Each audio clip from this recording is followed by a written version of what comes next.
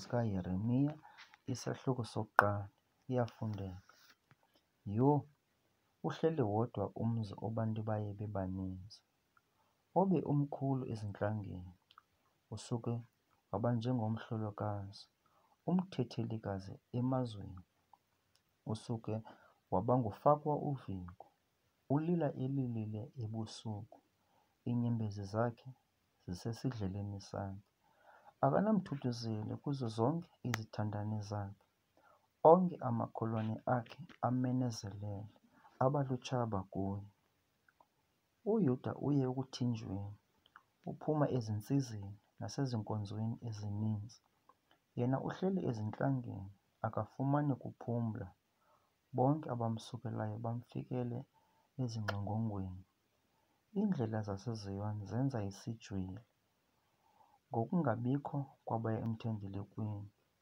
Onke amasango ayo akanamntu, ababingeleli bayo bayanxiba, iintombi zayo zinosizi, yona ke kukrarha kuyo.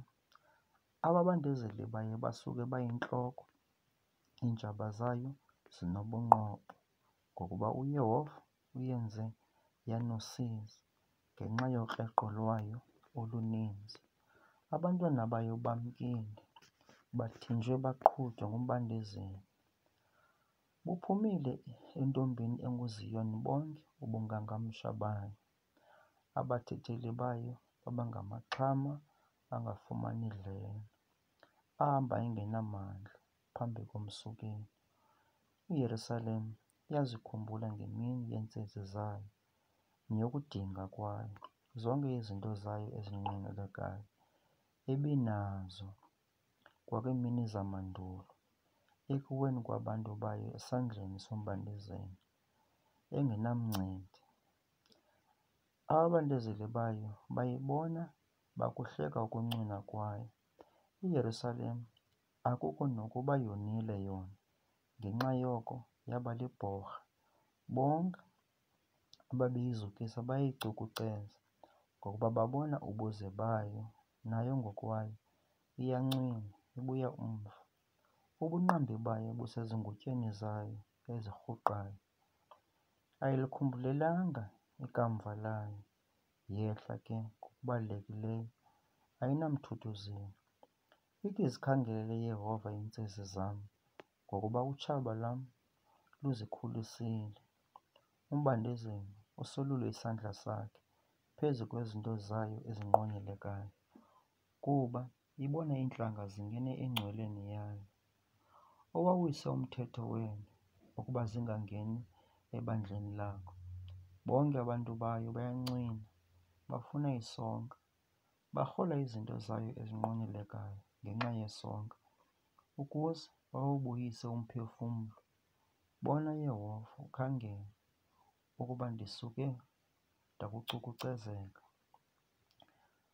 Akunto na oku kuni nonke nina nidlula ngendlela? Bhekani nibone ukuba kukho na umvandedwa onjengomvadedwa wam endiwenzileyo. Uthe uYehova undenza ulusizi ngemini yokuvutha komsindo wakhe. Ungaphezulu uthume umlilo emathanjeni am wawunyathela. Uzanekele umnatha iinyawo zam, wandibuyisa umva. Undenze inxiwa yonke imini ndityhafile. Idyoko yezikrexo zam ibotshwe sisandla sakhe. Zibhijelene zinyuka zaba semqaleni wam, zawukhubekisa amandla am. Inkosi yam indinikele ezandleni zabo ndingenakumisa kubo. Inkosi yam izitshitshisile zonke iimbalasane zam eziphakathi kwam. Indimemelele emthendeleko ukuba yaphule amadodana am. Inkosi yam ixovule inkazana enguYuda, ngokungathi kusesixovulelweni sewayini. Ngenxa yezo zinto ndiyalila, iliso lam lihla amanzi, ngokuba ekude kum umthuthuzeli, umbuyisi womphefumlo wam. Bazimpanza abantwana bam, ngokuba utshaba lam